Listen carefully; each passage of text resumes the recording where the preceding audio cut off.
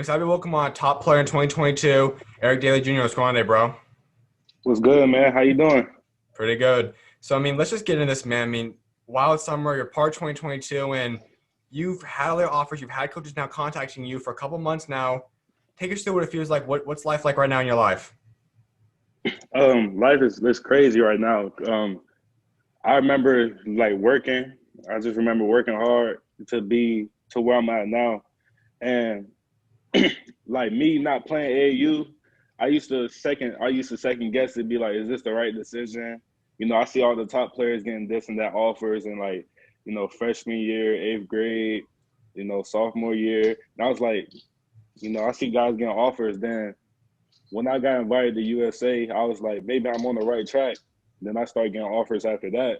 So I think me going the path I'm going, it's been really, really good, and I'm proving to a lot of people that it's other ways than just playing AAU. And that's a unique thing about you. There's not many guys. There's a couple of guys out there, but majority of guys are usually play AAU. You don't necessarily do hmm that. You've done overseas routes. You've done USA. You just train. Why do you kind of decide to take that route? I think it's mostly because you're gonna play a lot of games in the NBA, and you don't need to take unnecessary steps to get to that point. And AAU is a lot of toll on your body, especially during the summer. Then you gotta go back to school in the fall. So all those unnecessary games, it don't make sense for me to play that, and I can still do the same thing and get the same out of it when I'm doing during the school year. So I think that's the main reason I don't play AAU. And before I know you've have taken some trips out to overseas, play with CB's intro, a couple different things out there. What was that like? hmm it's definitely a different experience. The play style and the culture overseas is different too. See, over here in America, a lot of players rely on their athleticism Hmm. and jumping high and running fast. In Spain and like overseas, they rely on their mental. So they think the game better than we do over here. And I think I learned mostly over there is how to think the game better. That's a huge thing because we see, especially right now, the playoffs, we see guys like Luka Doncic, Porzingis. A lot of these hmm guys are coming over, and European guys are really starting to pan out. A lot more panning out in the NBA, and you get to experience that. You see the two worlds that you get to play in. What's it like? hmm How have you kind of grown in both worlds and kind of grown to become the player you are now?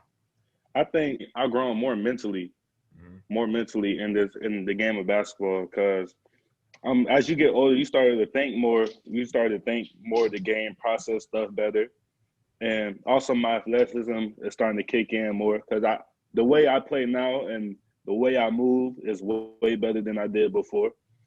So I think by me working mentally and physically on this game has helped me improve overall a lot. And point forward, that's a word we hear commonly.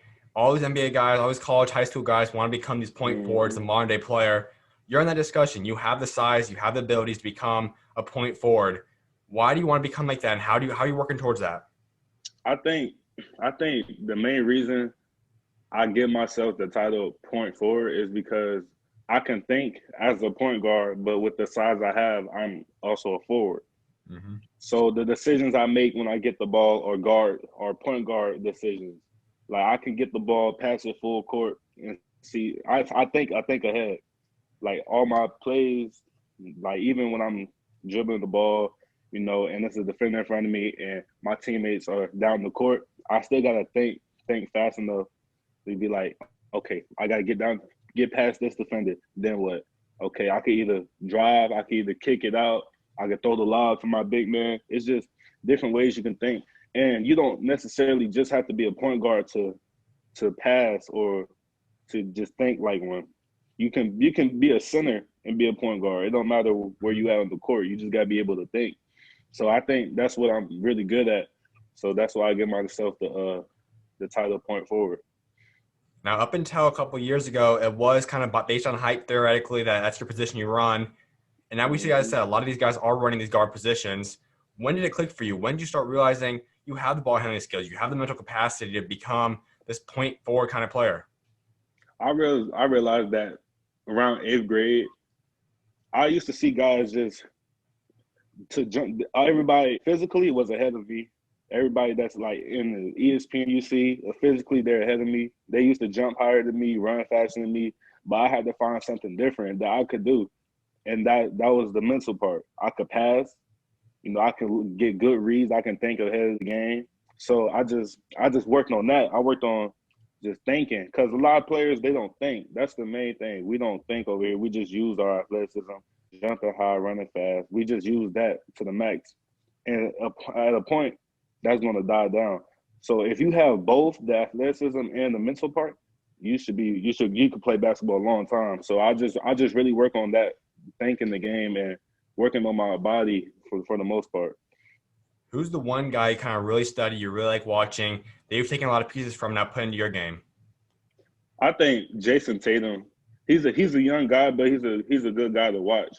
And how LeBron thinks the game, I know I might sound like everybody else, LeBron, but the way he thinks the game, everybody look at his highlights, but you gotta watch how he takes on different situations and stuff. I watch him, and I watch Paul George, just the way he plays offensively, his rhythm and his playmaking. I just take little things from each player like that. Growing up now, you're a little bit different than some guys as well. You have two parents that play at professional levels, play at the highest levels of basketball. Dad is a TCU star, training coach. Your mom played college basketball, played and coached in pros. What's it like growing up with this basketball culture just running in your blood? It's not an easy household. I'll say that for sure. It's gonna be days they make you feel like you're not good enough, but that's just part of the. They just think ahead like I do. So they're not worried about now. They're worried about later. So whatever I'm doing now, I might go out, score 20 points or something. They'd be like, they always find something to pick on. Not because they just, trying to pick on me, but they just trying to make it the best it could be. So in this house, Dad played overseas. So whatever I do, he's not going to take it lightly because he know I could do better. But what people see, they might think it's like you're good. But what they see, they see mistakes I can get better at. And you're not in this house, everything's a competition. We are a very competitive family. So, whatever you do, you got to do at your best. So if you giving your half effort, that's not going to work in this house. So it's a very competitive house for sure. And you see growing up, so many people have the father-son, mom-son relationships that sometimes get complicated. Don't always work out in sports. So far, it's worked out great for you guys. How have you guys learned to balance that? How have you adjusted to learn how to take the criticism and have them so heavily involved in your life on the basketball court? I mean, when your parents are coaches in this game and they give you constructive criticism, it sounds different from what your parents are saying. So it hurts you more if they say something like, oh, you got to do this, you got to do that. It's going to hit you different. So when you practice and you have a coach that's not your mom or dad, but he's your coach, and they yelling at you and they cussing you out, it don't hit the same. You can just take it in and absorb it and do better when you go back out. But when it's your mom and dad, you just start to learn how to take it in and absorb it and do better. So that's what I do. I just take everything in and say yes sir, no sir, yes sir, yes ma'am. You feel me? And just go out there and do better. You mentioned the competitive aspect. Growing up and even today, do they guys sometimes play some one-on-one king of the court games at home? I mean, back when he was a little younger, probably like a few years ago, we used to play one-on-one all the time. When I was probably like 13, 12, yeah, we used to play one-on-one every day. There'd be days I couldn't beat him because I was younger, but now he can't hold me, so it's all good. Talk about your dad real quick. He's a guy that has done a lot, like a trainer, he's CEO, AAU board. I mean, he does all this different stuff, works with Disney stuff and trying to work out basketball aspects in that. I mean, he's got so many different worlds he's involved in. What's what's your relationship like with your dad? Me and my dad have a great relationship. Some people might take it different on some things. We have disagreements sometimes. Some people might take it as arguments. I mean, the way we work, we're really different. But me and my dad, we have a great relationship. I mean, he's almost like my big brother almost to a point. So my dad, he's my coach, he's my brother. He's everything. So having him in my life, because I know some kids don't have their dads in their life. I just really appreciate him in my life for making me better too, as a man. So yeah, that's my man. Now, give me one thing, the biggest advice that both your dad and your mom have not given you for your recruiting process, basketball. Just what's the biggest advice each one of them separately given you? The biggest advice they gave me is the work don't stop, and whatever you do, if you a businessman, you can't let up because something's not going right. You got to keep working. Even in basketball, you can be ranked number one in the world. It don't matter. You still got to continue to work. So whatever you do, the work don't stop. Absolutely, man. Let's get into your recruiting process a little bit now. You've got a lot of schools on the table. TCU is one of the most recent ones. Miami, Tennessee, Michigan, Iowa State, Florida, Texas A&M. The list goes on. What do you like about these schools? Who's showing the most interest right now? The schools that show them the most interest right now, the schools that I probably contacted the most so far has been Iowa State, Michigan. I contacted Texas A&M, Miami for sure, and the schools I recently got in contact was South Carolina. They haven't offered me yet, but we've been in contact lately. And who else? Virginia Tech recently contacted me too. So those are the schools that's been contacting me right now during this process. We talked about your parents a little bit ago. TCU, obviously, that's where your dad played. South Carolina, your mom was affiliated with them. When you have that kind of family culture, that family representation at those schools, is that kind of any kind of impact to you? Is that kind of appeal to you? No, they it don't matter where they've been or where they've been in the past. I know my mom played at Texas, my dad played at TCU. That has no part of my recruitment though. I mean, it's still based on what I want to go and what I want. So that's pretty much how it goes for that part. Gotcha. So let's get into some of these programs. Michigan, let's start with hmm them. Just landed Frankie Collins, landed a couple of the big time players that they have heading to their class. What do you like about Michigan? What do you like about Coach Juwan Howard?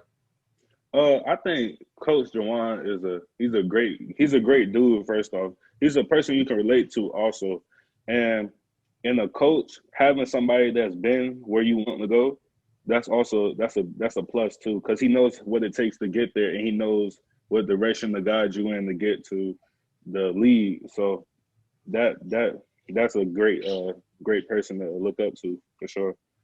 There's a question I typically ask guys. When you have a coach that's done the path you want, has played in the NBA or coached in the NBA, how much more hmm appealing does that make a school to you? Um, it's definitely an eye opener because you want somebody that can relate to you as a player too. You know what he been in your spot, especially if he been to Michigan, so he know what it's like. So it's like having another person you can look up to guide you in the right path to your success. Now, build me your dream coach. When you talk about personality types, you're talking about if faith has an impact in that, what they've accomplished in their career. Build me up kind of your dream coach, your dream coaching scenario. My dream coaching scenario: somebody that understands me, understands how I play, understand how I operate really. Because players operate different, and if you have a coach that can understand how different players operate and know how to get the best out of them, that's a plus.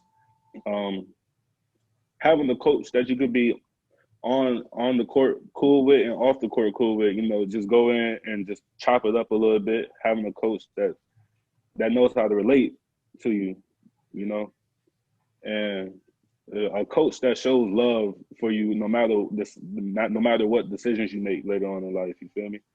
Mm-hmm. Even if you don't go to that school, having a coach that'll still be there contacting having just a great relationship with the coach. That's all.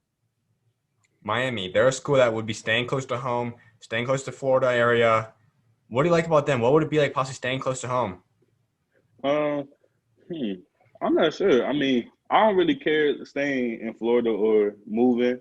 That's not really affecting me. But having staying close to home, that would be cool too. I mean, Miami's only like 4 hours away. That's a little quick drive, but that would be cool.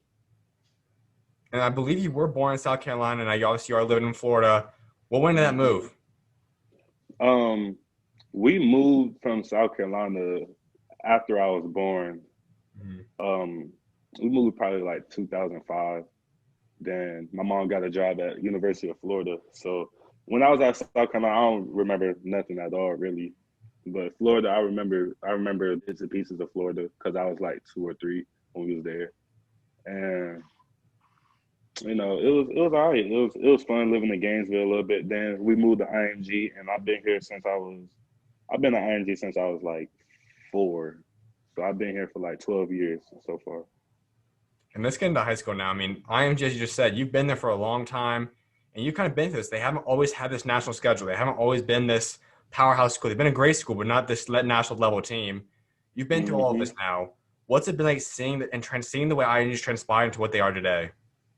Um, I say ING started becoming the school they are the year Trayvon Duval was there. Mhm. So like 2017 when they first made it to Geico and all that. And I think the team that we have now, we still carrying the culture that was started, and we just want to keep continuing the winning culture that we have. And you talk about going to IMG for about 12 years now. Why was IMG the school you chose that early on? Um, it wasn't back then. Like I didn't go there, but I was always around because my mom was coaching. And I started going to IMG in 6th grade because it was like I can just go to school there for free. So might as well just go to the school my mom works at.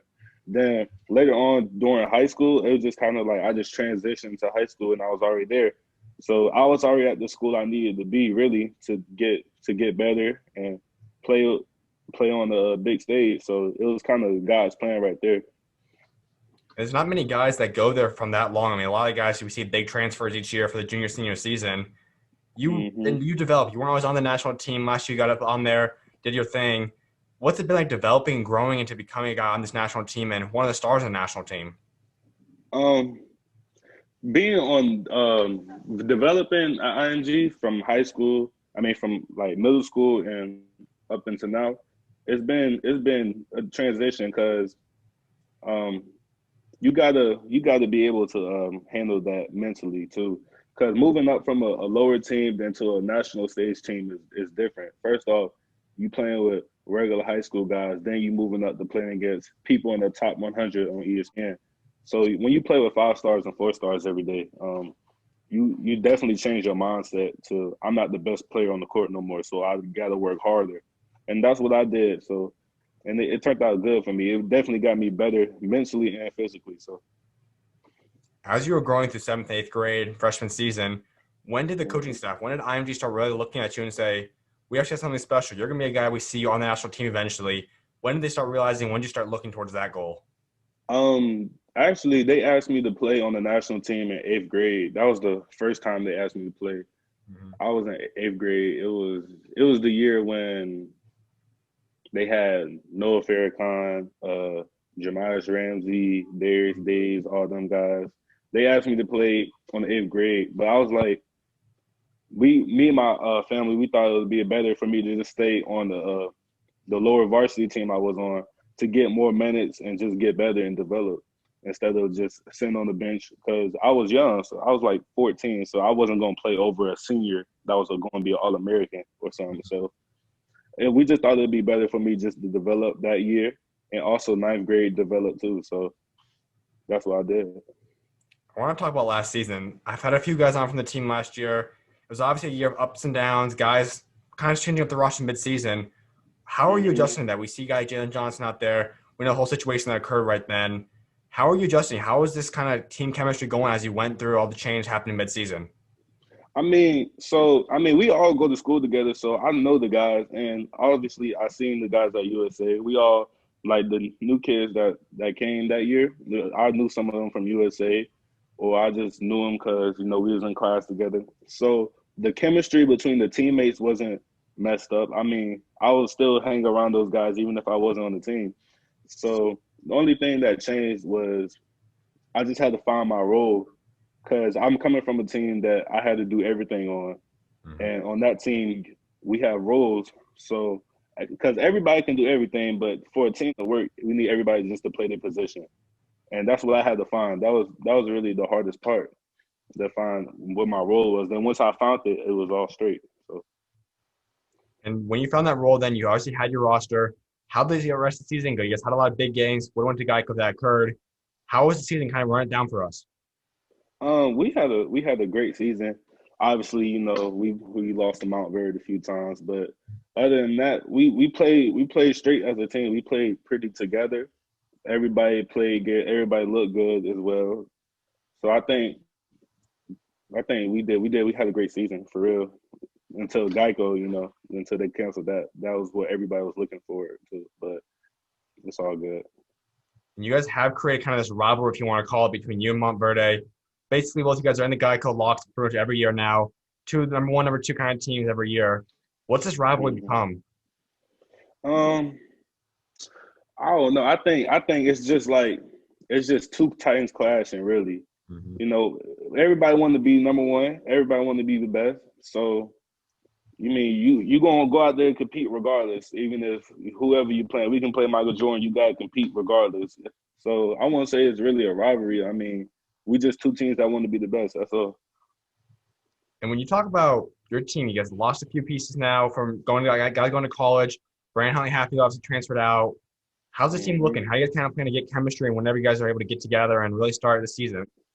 I mean, I think we did lose some big pieces. Lynn going to college and also Brandon leaving.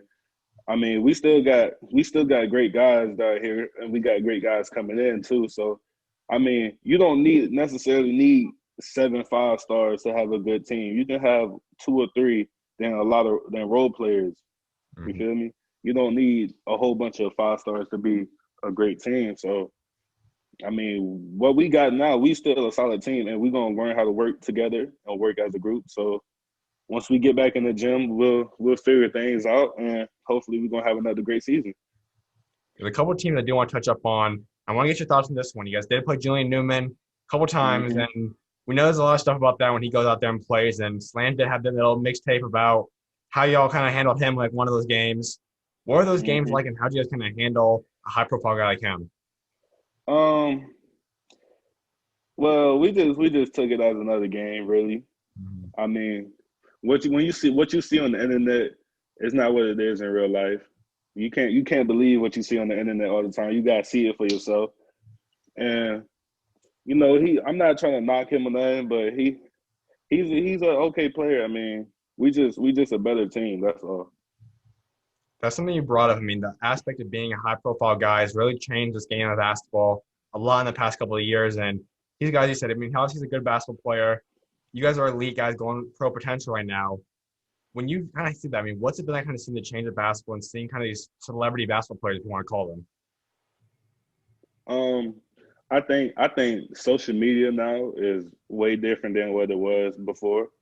I think I think you can do a lot with your social media now, especially basketball wise. You can get ranked off of just videos. It's a whole bunch of stuff. So I think when you play against other athletes, that's when you can really see who's good or not. When you play against other high level athletes, that's when you really see like what talent that person has. So yeah. Because of the social media aspect and all this stuff's not come up with the name, image, likeness stuff, comes to college, payment hmm issues, there's a lot of opportunities for you. You're part of this 2022 class, which will have the opportunity to most likely go straight to the NBA or the G League will still probably be available. Those would be options I'm sure you'll be presented with. Either one of those hmm things, are those something you would consider? Oh yes, 100%. I mean, the game is to get paid. So Mhm. whatever way is it to get paid the fastest, I mean, that's going to be an option for sure. So wherever is overseas, G League, or even in college, wherever is the best option for me and my family. You being an elite prospect, you're a guy that could obviously will go Division One if that's what you want. When you look at that, is being paid as a player something that you'd like to see happen and start changing? But yes, 100%. I think a lot of schools make a lot of money off of us athletes just doing what we do for free. And I think it's almost like free labor almost. Because Mhm. we come out here, we play games, we risk our bodies for a little stipend check in college or something. And even in high school, I mean, it's high school, that's different. So in college, we risk our bodies, we risk a whole bunch of stuff for $500 or something a month. Couldn't agree more. And couple more colleges I want to talk to you about before I start letting you go. And one of those schools you mentioned, Iowa State, a Big 12 school. Those schools just a really solid program. What's your relationship hmm like with the coach out there, and what do you like about Iowa State? Um, I think my relationship is pretty good with Iowa State. Coach James Kane actually was an assistant coach with my mom at Florida, so Mhm. that's how I know. That's how I know him for that long. So I know Mr. Coach Kane since I was like 3, since I was a baby. So seeing him come back around from Iowa State, I mean, you definitely gotta consider family. So he's like family to me. So And you're different than some other guys. You look about a year ago, you got an offer. FC Barcelona offered you as a player. What goes into that? Is that hmm something you're going to consider? And just take us through what exactly that offer looks like. the FC Barcelona offer, when they offered me, they wanted to make basically at first they want me to come over there and go to school like I do at IMG right now. Mhm. So they was going, they have a campus like IMG, but it's like, it's pro campus. So I was gonna go there and play with the first and second team. So like the team you see on TV, I was gonna play with them some games and play with the U18 team. And we was going to go visit actually in the springtime, but Corona stopped it. So that offer is there for later on too when I old enough to like get paid a lot more than what they was going to pay me, you Mhm. know, because right now, we just looking at all the options right now. So when we get to the point to make a decision, we just gonna make the best decision. Now, when colleges start opening up, when you can start traveling outside the country again, is that something you're going to start pursuing pretty quickly? I mean, once it starts opening, do you want to go and do this? Do you want to go other countries, see those Barcelona schools? Is that something you want to do quickly? Oh yeah, for 100%. Once they let us visit in college, I'm gonna take college visits. I'm probably gonna try to visit FC Barcelona sometime when they open the borders. But when I'm gonna take visits and see what I like for sure going into this year. As for college this, are they going to become some of the schools you talk about have a lot of interest in you, like Iowa State, Miami, some of those schools? I plan on taking a visit to. I'm gonna visit Iowa State. I'm gonna try to visit Texas A&M. I'm gonna visit Michigan. I'm gonna try to visit Miami because I get 5 visits each year. I get 5 junior and senior, and I'm gonna take visits to a lot more other schools probably my senior year. But then I can also go on unofficial. So we'll all see how it plans out. We just gotta wait right now because of Corona. Absolutely, man. When you talk about teaming up with someone, you've been a part of Team USA, you're on IMG, you're on the best of the best out there. Is there someone you see that you play really well with, or a couple of guys you play really well with, they could see yourself possibly team up with at the college level or pro level? I think my teammate now, Jairus Walker. I mean, we have a really good relationship. We've been knowing each other for since 8th grade, and I think just us being around each other, we started making better relationships and having better chemistry, especially when we started playing together. So, I mean, playing with Jairus on the next level, pro level, it don't matter. We always gonna have that connection, so that would be cool. As for USA basketball, obviously things got shut down because of all the COVID stuff, but you're going to be a member. You've gone to some training camps before. What was it like just hmm being in that environment? Um, that environment is a very crazy environment, honestly, because you see the guys that you see on Instagram every day. You know, you see like, oh, there's whoever, and when you play on the court with high level guys other than yourself, it makes you go harder, and everybody's competing at all times. So it's not just a regular camp; it's USA. So you playing for your country. So I think that was a great experience for me. There's some guys that get in there that obviously are great players, but not a lot of people know them yet. Did anyone kind of shock hmm you at the camp? Was there anyone that you looked at that you're like, wow, he's a lot better than I possibly thought he was? Um, let's see, a shocker at the camp. DJ Wagner, he class of 23. Mhm. Even though he was probably one of the youngest at the camp, but he definitely held his own for sure. Um, what's his name? I forgot his name. He goes to Tennessee now though. He was a shocker too. When you see guys that you don't know much about, like myself, you just be like, like I'm ranked in the 22 class, but a lot of people don't know me for Mhm. real. And it's like that in other classes too. There's a lot of guys that's better than a lot of people that's ahead of him too. but you just don't know him that much. So that's the kind of guys that I saw a lot at the camp too. So Why would you say that you think you're underrated? I mean, you are ranked, you have your offers, whatnot, but as you said, people don't always know you. Why do you think you I are so think underrated? I think the most part I'm underrated is because I don't play AAU. Also, you never see me on the circuit. You never see me on EYBL, UAA, Adidas, Gauntlet. You haven't seen me on the circuit. You just see me play high school, probably seen a few highlights, you know. But I think when you actually watch my game and watch how I play and watch how I think the game, I mean, you see that I'm a very solid player for sure. Now, give me one word. What's one word to describe your game? Versatile. I'm very versatile. I can do anything. Coach can tell me play the five. I'll play the five. It don't matter where I play at. You know, I can pass, rebound, shoot. I can do everything at a very high rate. So For sure. And my last thing before I start wrapping this up, man, your GPA, you have a high GPA, you value academics. Who instilled that in you? mhm. Why do you value academics so much? I think I think because my grandparents were teachers Mm-hmm. and they passed it on to my family, to my mom and dad, and they instilled it to me to just keep your grades right, and also to play the sport I love, I gotta have good grades too. So, you know, I had a 3.5 this year, and I think that's a pretty good GPA for an athlete for sure. Because especially with the time that we have, we don't have a lot of time as well, and keeping up grades is difficult sometimes. But as an athlete, you got to do that. So No doubt, man. One thing I was like wrapping up talking about is building a legacy for yourself. I think that's something all guys want to do. So when you do step away from this game someday, what do you want your legacy to be for what you achieve both on and off the court? I want to be when my legacy on and off the court. Well, I want to be a influence to younger kids that think it's only one way to get to a certain place. I want to show them there's different ways that you can get to another place, and also be a role model and a model citizen for kids younger than me, and have somebody to look up to. And I know you're also a believer. Talk about your faith. Why? How's God helped get you to the point you're at today? God has definitely helped me get to the point I am at right now. I think when you settle down, you realize that all the moves in your life is happening not because of you.